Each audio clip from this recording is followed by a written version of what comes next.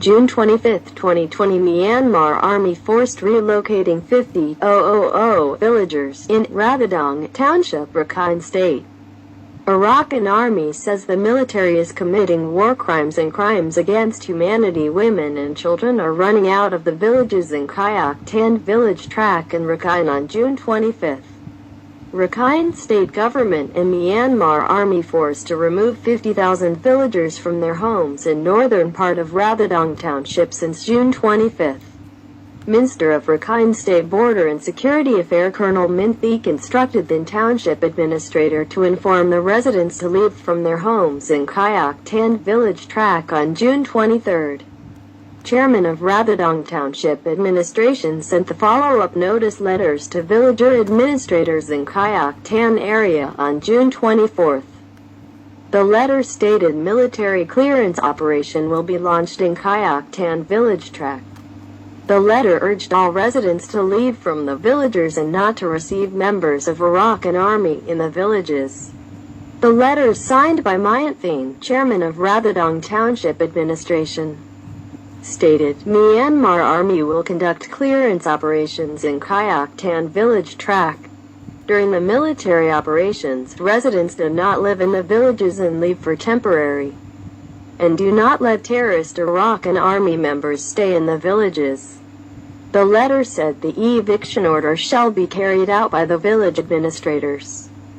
Kyauk Tan village tract is contained with 43 villages and over 50,000 residents live in northern part of Rathedaung. Our news agency does not know how many Rohingya villages will be affected in forced evictions. Myanmar soldiers shot and killed 7 villagers during the custody and detained 6 more civilians in Kyauk Tan last May. The lawless killing sparked international and national human rights organizations' criticism. No one is clear where these 50,000 villagers, including women, children, elderlies, and disabled residents, will have to go and who will provide shelters, foods, medicines, and other essential commodities.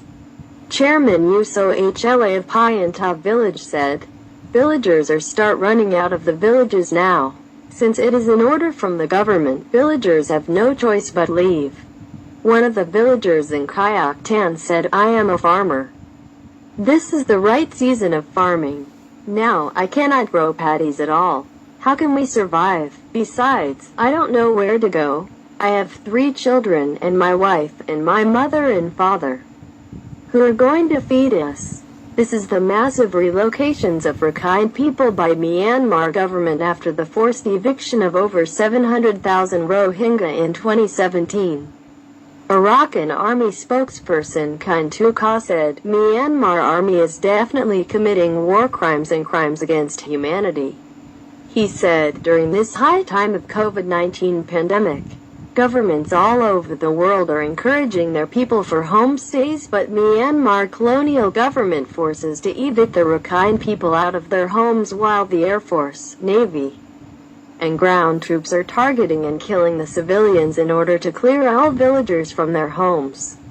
Myanmar Army's shell wounded a 54-year-old disabled, deaf, and blind IDP man in Rathedaung yesterday evening. Lawmaker Kin Mong Lat told our news tens of thousands of people from Rathedaung and nearby villages are running out this afternoon after they hear shells and artillery's firing. Kyauk Tan said, international communities should take drastic actions against the Myanmar government and the army for ruthless military operations against the ethnic people when they are facing COVID-19 threat. Otherwise, the military is continuing repeated war crimes and crimes against humanity on the Rakhine and non-Burman ethnic people as they have been doing these kinds of atrocities for over 70 years. There is no domestic law to protect the ethnic people for assaulted war crimes and crimes against humanity. Myanmar government is accommodating Tatmada's war crimes criminals over and over as sponsor of state terrorism. It will never end. He urges international laws should be applied, and international communities and the world bodies should bring the perpetrators to justice once for all, he said.